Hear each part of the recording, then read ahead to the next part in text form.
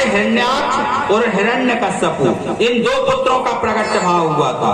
हिरण्याक्ष को भगवान विष्णु ने मार दिया था और हिरण्यकश्यप को भी भगवान नरसिंह के अवतार में मार दिया था भगवान विष्णु ने।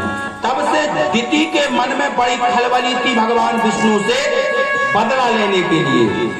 तो आदिति और दिति ये दोनों सगी बहनें थी। महाराज दक्ष की पुत्रियां थी, कश्यप जी महाराज की पत्नी थी अदिति और दिति दोनों। दिति आकर योग माया के द्वारा कश्यप जी महाराज को अपने बस में कर लेती थी और अपने बस में करती तो कश्यप जी महाराज के संग सर्ग से वह दिति महारानी जो थी गर्भवती हो गई। और जैसे ही गर्भवती हुई कश्यप जी महाराज को पता चला तो कश्यप जी महाराज ने दिति महारानी के गर्भ में वज्र का प्रहास कर दिया। तो गर्भ में जो पुत्र था उसके 52 टुकड़े हो गए और 52 पुत्र जो है इस धरा पर प्रकट हुए, जो कि आगे चल के गंधर्व बने, राक्षस नहीं बने। दिति के गर्भ से जो पुत्र उत्पन्न हुए। अब दिति महारानी ने सोचा कि मेरे सारे पुत्र देवताओं के अधीन है। दिति महारानी रो रही है, विलाप कर रही है। दक्ष जी महाराज एक दिन आश्रम में मिलने के लिए आए, कहने लगे पुत्री क्या बात है? बोले पिताश्री मुझे जो है विष्णु से बदला लेना है, इन देवताओं पर राज करना है। मुझे ऐसा कोई उपाय बताओ जिससे कि मुझे ऐसा बलशाली पुत्र प्रकट हो जिसके सामने संसार अस्त व्यस्त हो जाए। तो दक्ष जी महाराज कहने लगे पुत्री है दिति, एक काम कर, तू ब्रह्मा जी की तपस्या कर। ब्रह्मा जी की तपस्या दिति महारानी ने की और ब्रह्मा जी की तपस्या से ब्रह्मा जी ने वरदान दिया। वरदान से एक पुत्र का जन्म हुआ जिसका नाम वज्रांग पड़ा। वज्रांग जी महाराज बड़े बलशाली हुए और वज्रांग जी महाराज की पत्नी का नाम था बारंगी और बारंगी के पुत्र जो है वह बने तारकासुर।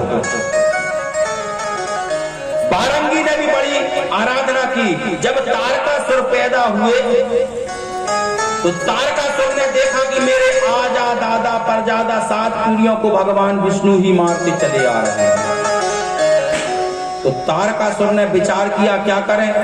तारकासुर ने मैया पिता से बोला, बोले हम क्या करें? बोले एक काम करो, तुम ब्रह्मा जी की तपस्या करो, इतना बल मांगो ब्रह्मा जी से कि संसार में तुम्हें कोई मार ना सके, तुम अमर हो जाओ। तो दिति कहने लगी, बोले हे नाती हे पुत्र, उमापति महादेव की, बोले ऐसा वरदान मांगना जिससे कि तुम्हें संसार में कोई मार ना सके। बोले कैसा? बोले ब्रह्मा जी जब प्रकट हो जाए ना तो उनसे ये वरदान मांगना कि मैं बहुत बलशाली हो जाऊं, मेरे सामने कोई देवी देवता यक्ष गंधर्व राक्षस भूत चंडाल पिशाच कोई मेरे सामने न लगे और मुझे कोई मार सके तो कौन मारे?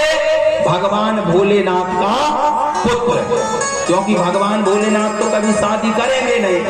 दिति ये सोच रखी थी।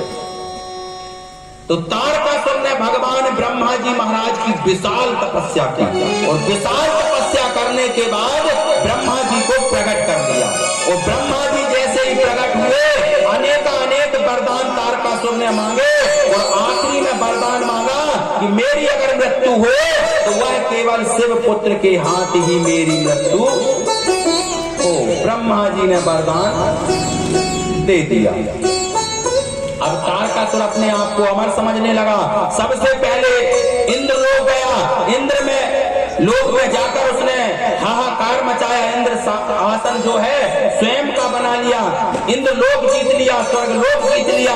हर जगह तारकासुर का हाहाकार पापाचार अत्याचार मचा हुआ है। अब सभी देवी देवता परेशान हैं, बोले क्या करें। अब सभी देवी देवता कहने लगे कि भगवान भोलेनाथ तो 87,000 वर्ष की तपस्या में बैठे हैं, बोले अब उनका विवाह कैसे होगा।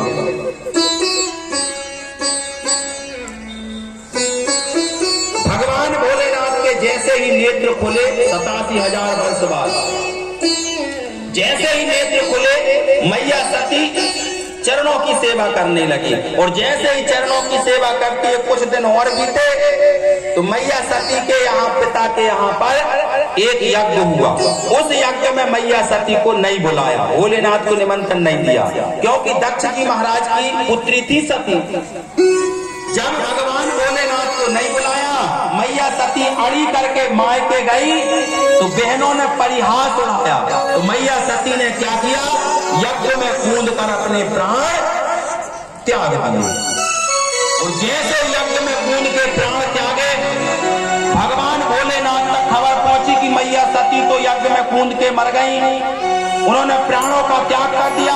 भगवान भोलेनाथ को विशाल गुस्सा आई। भगवान भोलेनाथ क्रोध के वश में होकर भगवान शिव ने क्या किया, अपना एक बार तोड़कर और जैसे ही पृथ्वी पर पटका, उसमें से वीरभद्र और भद्रकाली नाम के एक जोड़ा, और जैसे ही वीरभद्र भद्रकाली प्रकट हुए, दक्ष के यज्ञ में जाकर यज्ञ को बदवंश कर दिया।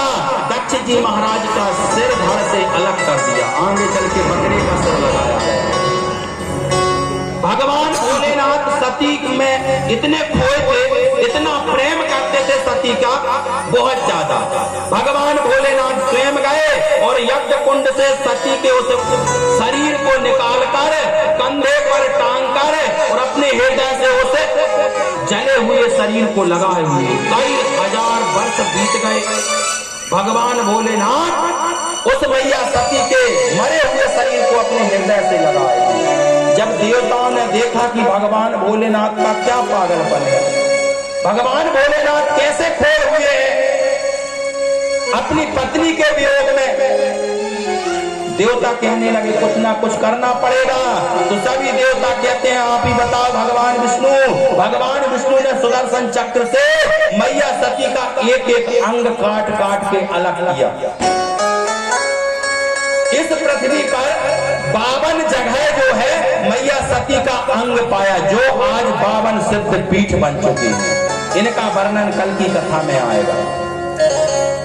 माता सती का एक एक अंग हर जगह गया था, 52 जगह, और 52 सिद्ध पीठ वहां पर आज जानी जाती। सभी लोग तीर्थ स्थान के रूप में दर्शन करने के लिए जाते हैं। सती के वियोग में भगवान सब कुछ भूल जाते हैं और भगवान शिव जो है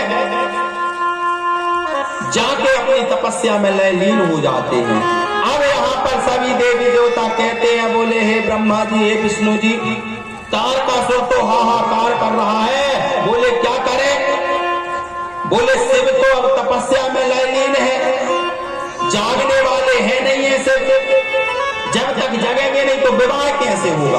और हम न जाने दूसरा विवाह करना चाहते हैं कि नहीं करना चाहते। मैया सती का जैसे ही मोक्ष हुआ, मैया सती के 52 पीठ बन गए। अब भगवान भोलेनाथ जो है एकदम बिल्कुल कैलाश पर्वत पर भगवान श्री राम का नाम लेकर और वैराग्य धारण कर लिया। भगवान को किसी से मोह नहीं हुआ। आगे चल के उनका नाम बैरागी बना। बोलिए बैरागी भूत भावन भगवान की। भगवान शिव स्वयं बैरागी बन गए।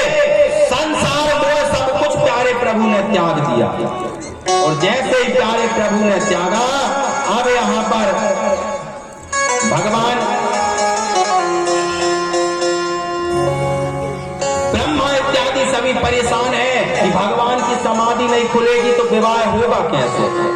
बोले फिर क्या करें? बोले उनके शरीर में वैराग्य पैदा हो गया है, और जिसके शरीर में वैराग्य पैदा हो जाए ना, उसे फिर संसार से कोई मतलब नहीं होता है। साधु संत बन जाते हैं, ब्रह्मचारी बन जाते हैं, फिर संसार उसके लिए ना तो मात होता है ना पिता, किसी को कोई से कुछ मतलब नहीं रहता। केवल वह अपने से ही मतलब रखते हैं। ब्रह्मा जी बार बार देवताओं को समझाते, बोले देवताओं कि सब सन कहाँ बुझाई विधि और धनुज निधान सब हो, और शंभु शुक्र संभद सोते यही जीत रन जो। बोले तारकासुर ने हम सबको घर से बेघर कर दिया है। सब देवी देवता आकाश मार्ग में घूम रहे हैं, सब जगह तारकासुर तारकासुर का राज है। बोले अगर कोई तारकासुर को मार सकता है तो वह केवल भगवान शिव का पुत्र है, और जब शिव विवाह करेंगे तब तो कहीं जाके पुत्र की प्राप्ति होगी।